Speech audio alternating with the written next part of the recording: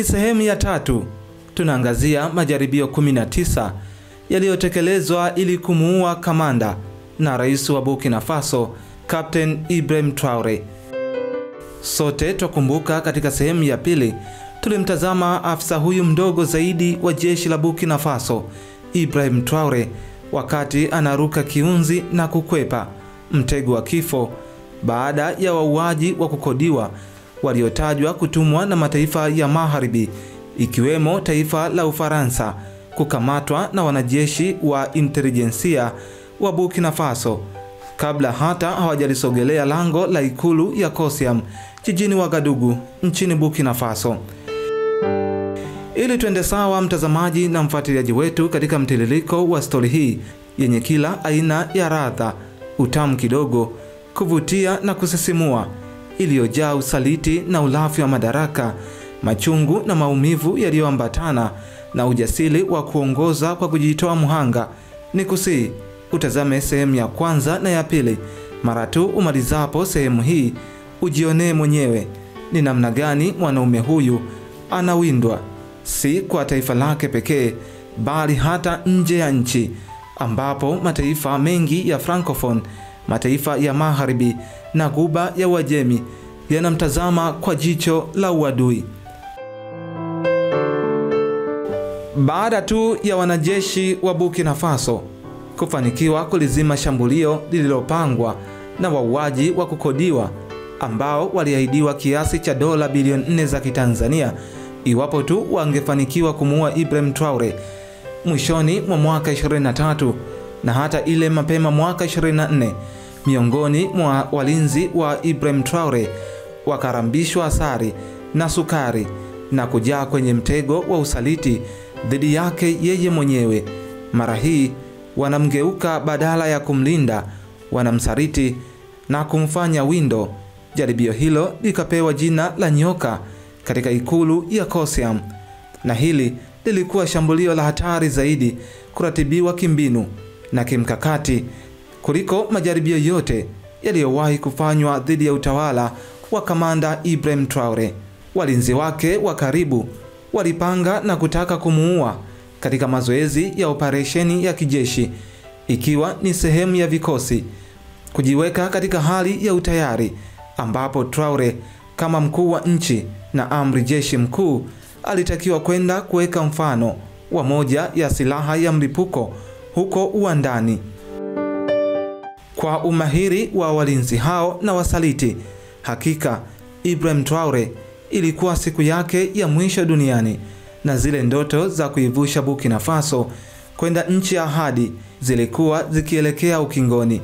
Kilichomwokoa siku hiyo ni mabadiliko aliyoyafanya dakika za mwisho kwenye ratiba yake ya kuhudhuria mazoezi hayo ya kijeshi, ambapo aliamua kugaili na kuahirisha ratiba yake ya kuhudhuria mazoezi hayo ya kijeshi, huku akielekeza kuwa atawajulisha waandaaji siku nyingine atakayopanga kuungana nao kushiriki zoezi hilo la medani.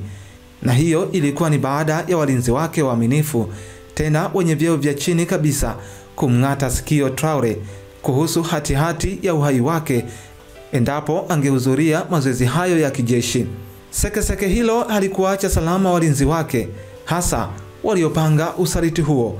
Traore aliwafuta kazi mafezuri na wauaji hao na kuvunja kurugenzi yote ya ulinzi na kuagiza vijana wengine watafutwe wafanyiwe mchujo, ndipo ajitwalie walinzi wengine wapya na waaminifu kwake ili ajihakikishie usalama wa maisha yake popote atakapokuwa. Baada ya jaribio hilo kufeli, ndipo likatengenezwa tena jaribio lingine na lililopangwa kutekelezwa katika mji mkuu wa Burkina Faso wa Wagadugu, na hiyo ilikuwa mwanzoni mwa mwaka 24. Jaribio hili likapewa jina la mji wa vita kutokana na kwamba lilipangwa kutekelezwa katikati mwa mji mkuu wa Burkina Faso. Watesi na wapinzani wake mara hii walibadili mbinu na kuratibu na kuandaa maandamano yasiyo ya halali na yasiyo na kibali, huku wakiwashawishi vijana wa Generation Z kwa hongo za visenti na ahadi kemkem za baadaye. Maandamano hayo makubwa yalipangwa yaje kugeuka kuwa machafuko makubwa, na ndani ya maandamano hayo waliwekwa wauaji, ili hali umbali kadhaa wa majengo makubwa na magorofa marefu wakiwekwa wadunguaji, yani snipers, kwa ajili ya kumuua Kamanda Traore. Mpango wao ulikuwa endapo Rais Traore atokezee kwenye maandamano hayo, kama alivyokuwa akijitokeza katika maandamano mengi kwa ajili ya kuwatuliza wananchi, basi apigwe risasi hadharani, na tayari walikuwa wameweka sawa bunduki zao, na wauaji hao wakajichanganya na umati wa halaiki ya waandamanaji waliokuwepo. Kamanda Traore akanusurika tena katika jaribio hili baada ya walinzi wake wa kitengo cha udunguaji, yani snipers, kuwanasa wauaji hao kabla hata hawajatekeleza azma yao hiyo ya kumuua. Mji mkuu wa Wagadugu ulikuwa katika hali tete na taharuki ikitanda, na sasa hapakuwa ni sehemu salama tena kwa Traore. Kila kukicha ikawa ni mipango ya yeye auawe, huku naye akitumia intelijensia yake ya hali ya juu kunusa hatari, na zaidi akiokolewa na haiba yake ya kukubalika na wananchi, hivyo kupewa taarifa ya nini kibaya kinaandaliwa dhidi yake na akina nani ndio wanaohusika. Haikuwa rais kwa Traore. Wapinzani wake tena wakaandaa mpango mwingine tena wa kumpoteza katika ardhi ya Burkina Faso, na jaribio hili likapewa jina la kimbunga cha mauaji, ambapo magaidi walipanga kumvizia na kumuua wakati akizungumza na wananchi wa Burkina Faso. Mwanaume akaponea chupuchupu tena katika jaribio hili, na hii ni baada ya mipango ya wapinzani hao kujulikana mapema zaidi kutokana na watu waliokuwa wamewashirikisha katika mpango huo kuwasaliti, na kisha kuzituma taarifa hizo kwa walinzi wa Traore, na kisha watuhumiwa hao wakakamatwa bila kutimiza azma yao hiyo ya kumuua Kamanda Traore. Hatimaye jaribio hilo nalo likashindikana, lakini wapinzani wake na maadui zake hawakutaka kumpa muda wa kupumzika Traore, hivyo kumfanya aishi kwa mashaka, ingawa jeshi na serikali yake yote ipo katika himaya yake, na inatajwa kuwa kila siku na kila wiki wauaji hao walikuwa wanakutana kusuka mipango yao vyema, ili hali wakiamini ipo siku Captain Traore atakuja kuingia kwenye 18 zao, ndipo watakapofanya karamu baada ya kumuua, kwani wanaamini Kamanda Traore hana sifa za kuiongoza Burkina Faso. Ulipofika mwezi Aprili mwaka 24, maadui zake Traore wakaandaa mpango mwingine tena wa kumuua. Mara hii wakaamua kumtumia muuaji wa masafa marefu, mdunguaji, yani sniper, ambaye aliahidiwa kiasi kikubwa cha pesa kama atafanikiwa kumuua Kamanda Traore. Pesa hizo zikidaiwa kuingizwa kinyemera nchini Burkina Faso, zikitokea mataifa ya magharibi ikiwemo Ufaransa, ambayo inadaiwa kukasilishwa na msimamo wa uongozi wa Traore, hasa baada ya kuwafukuza wanajeshi wa Ufaransa nchini Burkina Faso na kuvunja uhusiano kati ya Ufaransa na Burkina Faso uliodumu kwa zaidi ya miongo mitano, huku akifungua milango ya diplomasia na nchi ya Urusi, nchi ambayo ni adui wa Ufaransa. Sniper huyo alipewa kazi ya kumuua, lakini alipaswa kumuua Kamanda Traore akiwa katika makazi yake, na ndipo sniper huyo alipoamua kusogelea kwa ukaribu zaidi jengo hilo la makazi ya Traore ili aweze kupata shabaha kwa kutumia silaha yake yenye uwezo wa kudungua umbali wa zaidi ya kilomita 1. Alianza kazi hiyo jioni, hata ikafika asubuhi wala hakufanikiwa kumuona Traore. Ikawa mchana na hata usiku uliofuata akikodoa macho yake, wala hayakufanikiwa kumuona Traore wala kusikia mlio wa gari lake akitoka ama kuingia ikulu. Siku ya pili, bila kutarajia, akiwa ametulia na mavazi yake yaliyofanana na majani ya miti, huku silaha yake ikiwa tayari kufyatua, ndipo wanajeshi wa jeshi la Burkina Faso walipomvamia na kumkamata, na kisha haikujulikana ni wapi alipelekwa mdunguaji huyo wa masafa marefu. Hilo nalo likapita, lakini kabla ya siku 30 kupita, maadui zake tena wakakaa msituni na kutengeneza mpango mwingine tena wa kumuua kamanda Traore, ambapo walikubaliana kumuua Traore kwa kupandikiza bomu kwenye msafara wake, na walitaka kutekeleza kwa kupandikiza bomu kwenye msafara wake muda mchache kabla hajawasili katika mkusanyiko ama mkutano wowote ambao utakuwa umepangwa ambao Traore atahudhuria.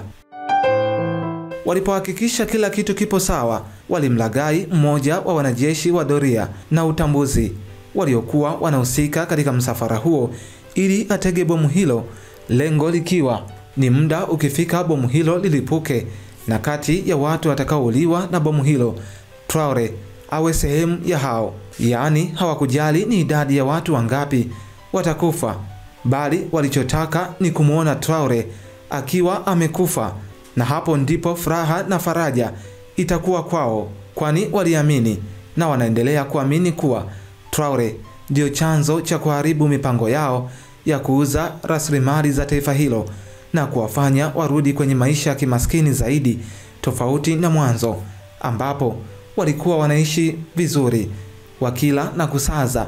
Lakini alipoingia kamanda Traore madarakani, hayo yote waliokuwa wakiyafanya yamebaki kuwa historia.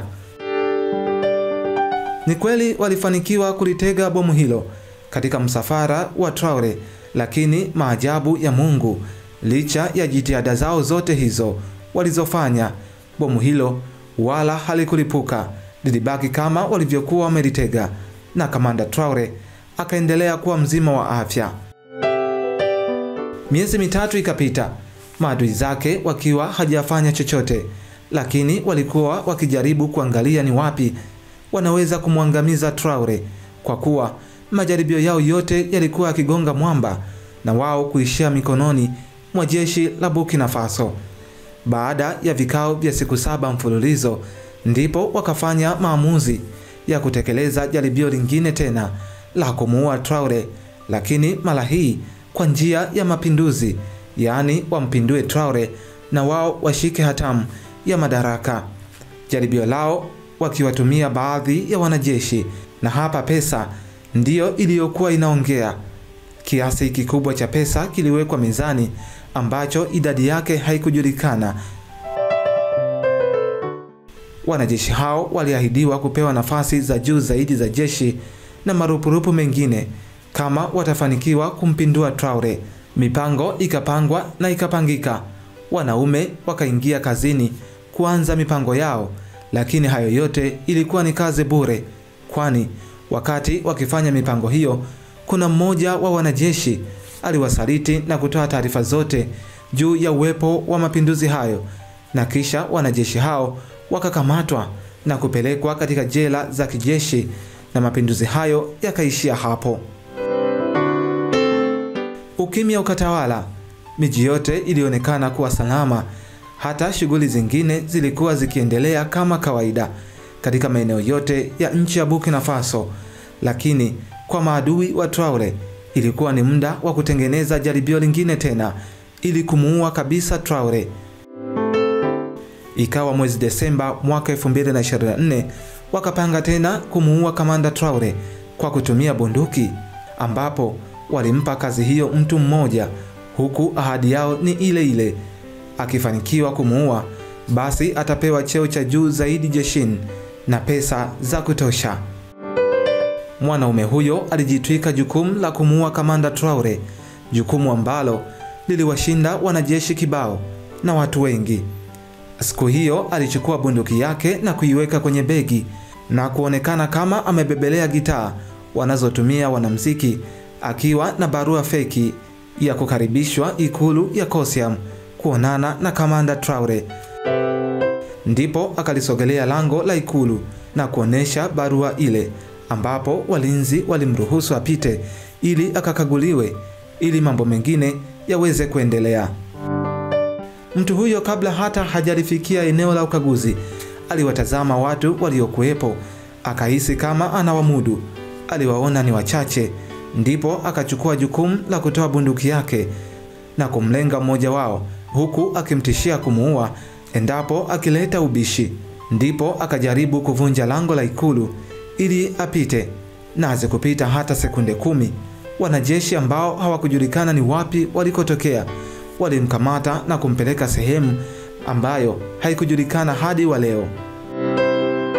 Wataalamu wa masuala ya kiintelijensia wanasema mbinu na akili nyingi za kijeshi alizonazo Traore ndizo zinampa jeuri na kiburi. Ndiyo maana majaribio mengi kwa ajili ya kumuua Traore huwa anayakwepa kwa urahisi zaidi. Majaribio yote 19 ameyakwepa, lakini swali linabaki pale pale. Je, kwa majaribio yajayo yanayopangwa dhidi ya rais wa Jamhuri ya Watu wa Burkina Faso, Kamanda Ibrahim Traore, Pasaka hii na sikukuu ya Eid el-Fitr ya mwaka huu, ataiona akiwa hai, majeruhi ama mauti? Tukutane tena katika sehemu ijayo, sehemu ya 4, ambapo tutaangazia ni kwa nini Traore yu hai hadi hivi sasa licha ya majaribio mengi kutekelezwa dhidi yake. Jina langu ni Castle Elias.